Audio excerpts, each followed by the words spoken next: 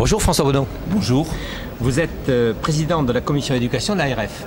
ARF, Association des régions de France, qui regroupe l'ensemble des présidents de région, mais aussi l'ensemble des élus dans les régions, qui permet aux régions de dialoguer ensemble, d'échanger sur leurs pratiques, sur leurs priorités, sur leurs problématiques, et donc de faire progresser la décentralisation. Et le dossier éducation est essentiel.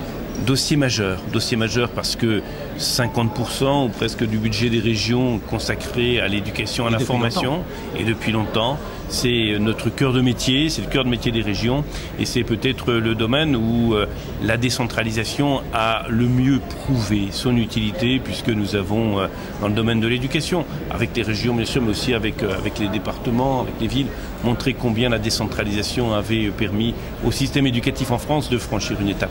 Alors justement, Claudie Les Bretons, ici même à Ludovia, où vous êtes venu pour passer une journée, me semble-t-il, et intervenir, faisait référence aux premières lois de décentralisation il y a 30 ans et disait que ça avait été une chance pour la démocratie et pour la France.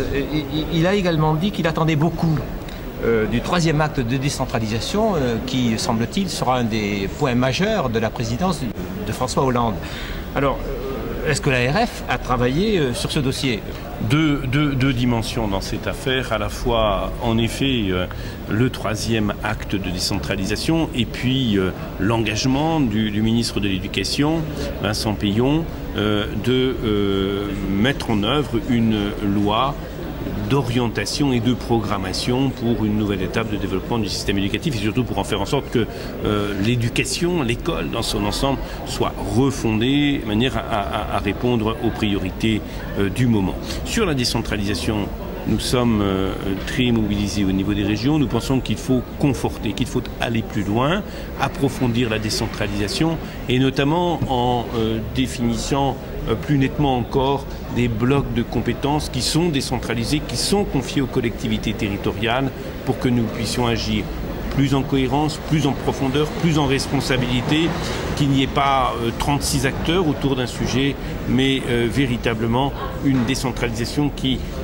établissent de manière plus nette les responsabilités et de l'État et des collectivités. Et sur l'éducation, nous sommes sur une responsabilité qui est une responsabilité partagée. Responsabilité de l'État, bien évidemment, d'emmener toute la population vers la qualification, d'emmener le plus grand nombre de jeunes vers le niveau le plus élevé, mais un État qui définit les diplômes, un État qui recrute ses enseignants, un État qui valide, un État qui met en œuvre des pédagogies, mais on voit bien qu'à tous les étapes, pour les infrastructures, pour les équipements, pour l'accompagnement de l'acte éducatif, les collectivités locales sont majeures et on le voit très clairement autour de cette réalité aujourd'hui, les technologies de l'information et de la communication dans l'acte éducatif. Alors ces blocs de compétences que vous souhaitez voir évoluer, est-ce que vous pouvez nous dire un petit peu comment vous les verriez évoluer ? Enfin, moi je vais citer quelques chefs d'établissement, voire des enseignants, mais surtout des chefs d'établissement qui se sont plaints ces dernières années.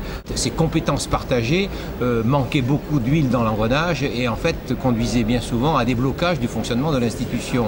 Alors, je crois que vous en avez eu certainement quelques échos. Comment pensez-vous que l'on puisse mieux définir quel type de bloc faudrait-il mieux définir pour que, en fait, il n'y ait plus d'ambiguïté sur ces problèmes ? Il y en aura certainement malgré tout, parce que ça, c'est fonction des hommes. Mais du point de vue législatif, du point de vue de l'organisation, comment vous voyez les choses ?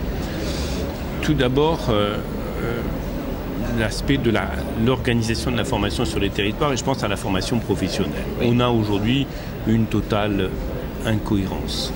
Nous avions tout d'un coup un État qui décidait d'une réforme importante, je pense à la réforme de la voie technologique, et on apprenait, président de région, alors que nous sommes responsables des locaux, des équipements, on apprenait par la presse que la réforme allait être mise en place.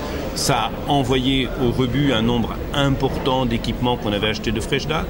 Ça rendait caduques certaines organisations architecturales, de locaux, etc. Ça n'était pas de bonne manière. Nous avions demandé au ministre précédent de rompre avec cette pratique d'un État qui est aveugle à la réalité de la décentralisation. Nous avions obtenu quelques avancées, des groupes de travail, etc.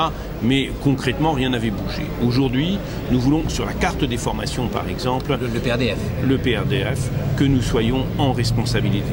Que nous soyons en responsabilité pour établir la carte des formations professionnelles à la fois par l'alternance, c'est le cas aujourd'hui, tout ce qui se fait en apprentissage, mais aussi dans les lycées professionnels.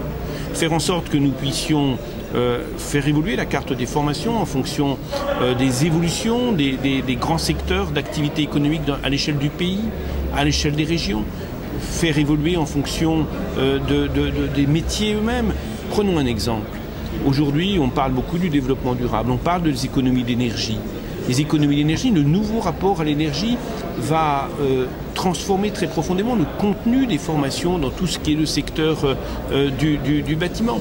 Aujourd'hui, on parle beaucoup du numérique qui transforme un certain nombre de métiers. Nous pensons, nous, que les régions sont en situation, en dialogue avec l'État, en dialogue avec les acteurs économiques, de penser l'évolution de la carte des formations, de faire des propositions très concrètes aux représentants de l'État en région en disant voilà, il faut ouvrir telle ou telle formation dans les services, il faut faire évoluer telle ou telle formation du bâtiment, il faut développer telle ou telle formation dans le secteur de l'hôtellerie, de la restauration, et il appartiendra à l'État, en fonction des moyens qui seront consacrés, de dire ce qui est possible et que nous soyons à l'initiative de la carte des formations dans une cohérence territoriale et nationale. C'est une évolution majeure à laquelle nous tenons. Deuxième aspect, sur le numérique. Sur le numérique aujourd'hui, quand on regarde les classements qui sont faits, la France presque au tout meilleur niveau pour les équipements dans les écoles, dans les collèges, dans les lycées professionnels. Et puis, par contre, à un rang très très problématique s'agissant des usages. Les équipements développés, les usages ne le sont pas. Alors, que faire ? Eh bien, il faut clarifier les rôles et travailler ensemble. Il faut d'abord former les enseignants. Formation initiale qui avait disparu, une aberration. Formation continue qui avait été complètement liquidée. Une aberration au moment où les enseignants sont confrontés, non pas à leur disparition, mais à l'enrichissement de leurs fonctions, de leurs interventions, de leurs conditions de transmission par ces technologies de l'information et de la communication. Il faut que l'État se dote des moyens pour former en formation initiale et en formation tout au long de la vie, tout au long de la carrière professionnelle ces enseignants. Parallèlement, il faut définir le rôle des collectivités, à la fois pour ce qu'on appelle la maintenance du matériel. Aujourd'hui, nous faisons tout ce qui relève de l'acquisition, la maintenance, et puis au-delà de la maintenance, les technologies de l'information et de la communication sont aujourd'hui en train de transformer l'acte éducatif, les conditions, le contexte de transmission des connaissances, d'élaboration du savoir. Ça va rejaillir sur la manière de travailler des jeunes, des salles qui ne seront plus tout à fait les mêmes, des espaces collaboratifs, des lieux de dialogue avec les enseignants. Ça va modifier le rapport entre ce qui se passe au sein de l'établissement et ce qui se passe à l'extérieur de l'établissement pour les jeunes eux-mêmes. Et donc, nous voulons de tout ça discuter avec l'État, avec le ministère. Les discussions sont ouvertes, Vincent Peillon est très attentif à cela et nous voulons, pour ce qui nous concerne, prendre la responsabilité de la maintenance, mais que cela se fasse bien évidemment avec des transferts de moyens, puisque chacun le sait aujourd'hui, la période est difficile et l'argent public est rare. Vincent Peillon s'est adressé aux participants de Ludovia hier soir par vidéo, dans un discours extrêmement dense avec de très nombreuses propositions. Il a en particulier dit que la numérique à l'école était une nouvelle frontière et qu'il demandait et qu'il souhaitait que l'on se saisisse de cette révolution qu'il considérait comme étant aussi importante que la révolution du livre et la dernière révolution industrielle. Il a fait des propositions que je ne vais peut-être pas vous demander de commenter, mais nous dire un petit peu comment vous les situez par rapport à l'action de l'ARF. Il souhaite créer un service public de soutien scolaire. Comment vous intégrez ce projet ministériel à l'action de l'ARF, à l'action des régions de France au sein même des lycées, quand on sait qu'effectivement près de 150 000 jeunes quittent le système éducatif chaque année sans formation? Alors, il y a deux aspects. Il y a l'aspect cette réalité intolérable de jeunes qui décrochent, comme l'on dit, qui partent. Ils partent, ils n'ont pas d'avenir, ils n'ont pas de qualification, ils partent vers un néant social, professionnel qui est tragique pour eux, tragique aussi pour le pays, parce que nous avons besoin des compétences de tous. Donc ça, il faut arrêter, il faut prévenir le décrochage. Et nous ferons, en tant que collectivité, dans la préparation de la loi à venir, nous ferons des propositions très concrètes pour articuler les différents dispositifs.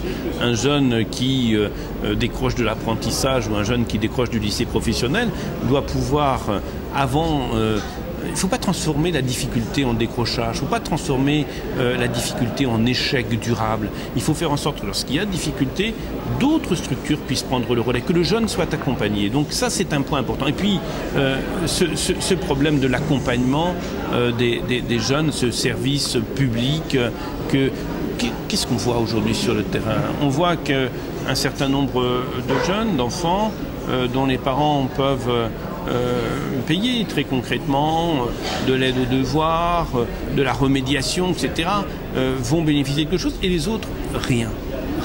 Ça n'est pas tolérable.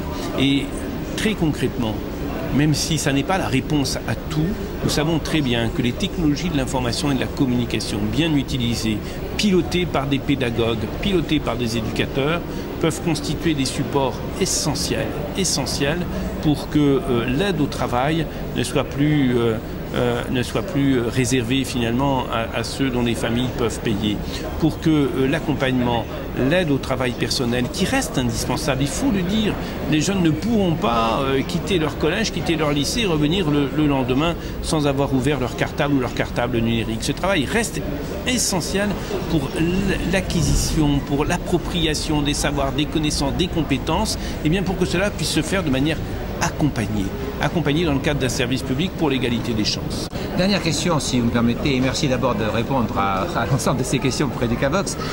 Il a été fait état ici par des élus, par des enseignants, par des responsables, d'une certaine nécessité de mutualiser sur des bassins de formation les moyens, les outils, les énergies, voire éventuellement les hommes, les femmes, les personnels, pour faire en sorte que puissent se développer localement dans un contexte économique difficile.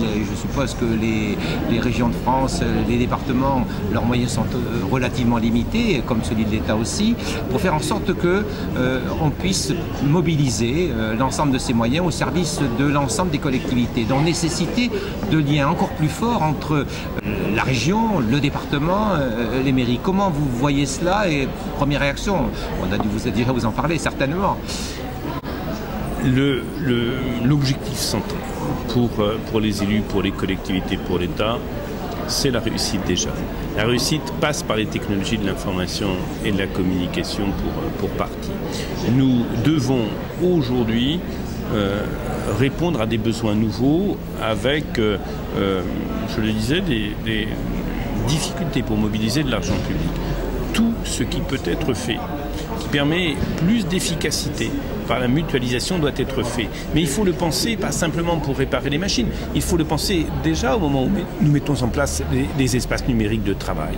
Si nous voulons qu'il puisse y avoir une économie de moyens, il faut que les systèmes soient des systèmes cohérents. Et je connais, malheureusement, parce que par le passé cette décentralisation a été mal menée, je connais des endroits où entre les ENT pensés par les rectorats et les conseils régionaux, les ENT sur le même territoire, les ENT pensés par les conseils généraux, etc., il n'y a pas de cohérence, il n'y a pas de continuité. Et derrière, si on a cette réalité, il faudra énormément de moyens pour faire vivre chacun des systèmes, alors que nous pouvons faire des économies de moyens déjà dans la conception même des systèmes, des espaces numériques de travail. Ensuite, bien évidemment, sur un territoire qui est un territoire rural, semi-rural, un peu isolé, etc., il peut être tout à fait intéressant d'avoir des équipes qui sont des équipes interinstitutionnelles qui vont sur un territoire donné travailler plutôt que d'avoir des gens qui passent leur temps dans des voitures pour aller d'un lieu à l'autre, penser la mise en synergie des moyens autant qu'elle est nécessaire.